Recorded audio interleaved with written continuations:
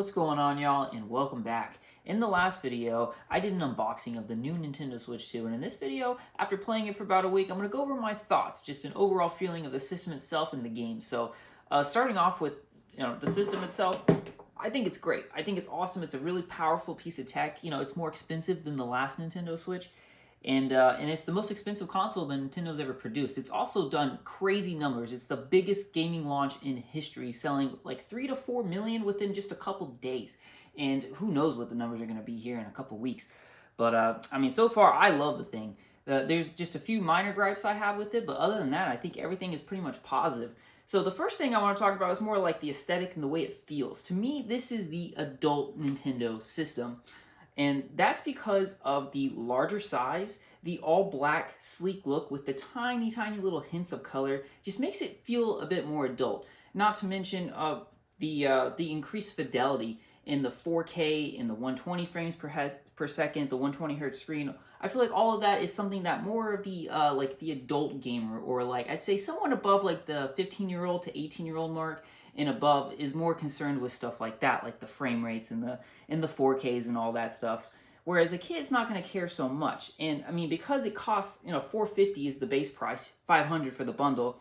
A kid might throw this thing around. I mean, this thing is definitely going to be a fragile piece of tech, but I mean, it's really nice. So that's why I say this is the adult Nintendo system. So next up is the games. So the games they're a bit lackluster, and that's mostly just from the first party exclusive stuff, or just exclusives in general. I believe we only really have 2 exclusive games right now, and that would be Mario Kart World, which is a fantastic game, but it's more Mario Kart. It's a bit controversial because of the price, but I played it. It's really fun. It's really great. There's a lot of cool new mechanics you can do, so that's a great game to play. It's definitely going to stick around for the whole entire life of this system. Definitely expect that. I mean, we had Mario Kart 8 since the Wii U, and that lasted like 10 plus years. I mean, I think it's like almost 15 years that we played that game.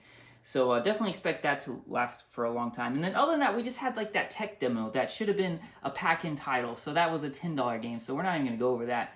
So other than that, I mean, we have GameCube support, which I have played the GameCube games, and that's really nice. It's nice to play them it's going to display in 4K, even though, natively it's still going to be at 480p, but it looks really great, plays really great. The only gripe I have with that is if you have the GameCube controller, the sensitivity of the stick seems to be a little bit off. It seems like they kind of fixed it. I noticed it more the first day. The second time I played it, I didn't notice it as much, but it still felt a little there. Also, the controller, I feel like it's a bit clicky than normal, but maybe that's just because I've been using GameCube controllers that are 20 plus years old now, so they've just kind of worn over time. So overall, I'd say this is a good purchase at $65. I mean, I love the color. The way it looks is awesome. Just that stick sensitivity, which should be able to be fixed in a future update. So the GameCube stuff, really good. We only have 3 games right now. Again, kind of a bit lackluster, not a lot going on, but hopefully over time we'll get some more. Mostly of what I've been playing, though, has actually been Breath of the Wild. I've been replaying a lot of Switch games, mainly Breath of the Wild, but what's awesome is a lot of Switch games got free updates. Some of them got paid updates, or if you have the Switch Online, you get the update for free. So that's a little bit confusing, yes, but also a lot of the games that didn't get free updates, just regular Switch games, still got buffs in performance.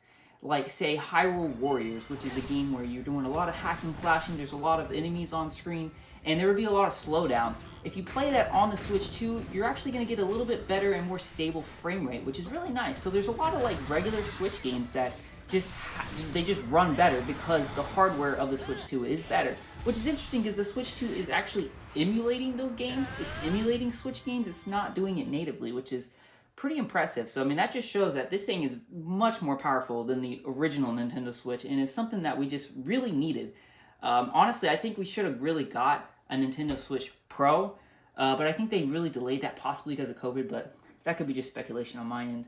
So, I mean, other than that, I mean, that's all I really got to say. I mean, the games, like I said, a bit lackluster on the exclusive side of things. There's a lot of Switch 2 games, but they're all, ports from PS5 and Xbox. So, I mean, we've already been able to play those games. So now we can just play them portably, which is nice. I'll give it that. So I'm really looking forward to the games to come up. We actually have a really good lineup for the rest of 2025.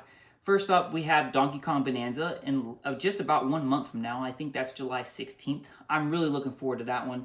Seems a very unique experience, so can't wait for that. Then next up, we have Metroid Prime 4. That's probably my most anticipated game, as you might be able to tell. That's going to be, I think they said October, maybe September that's going to come out. So definitely Metroid Prime 4 Beyond. That game's going to be awesome. I'm really looking forward to playing that in 1080p, 120 hertz on my TV and on the Switch too, because what's unfortunate right now is even like Mario Kart, Breath of the Wild, none of those games, even though they can probably do 1080p, 120 hertz, you can only get 60 hertz right now at 1080p or 4K. So that's kind of a bummer, so hopefully we'll get that soon. But Metroid Prime 4, they have confirmed that the performance mode will be 120 and at 1080p, so definitely look forward to that. Other than that, Metroid Prime 4, so we also have Pokemon Legends ZA. I think that has a release date of either November or late October already, so that's going to be a good one.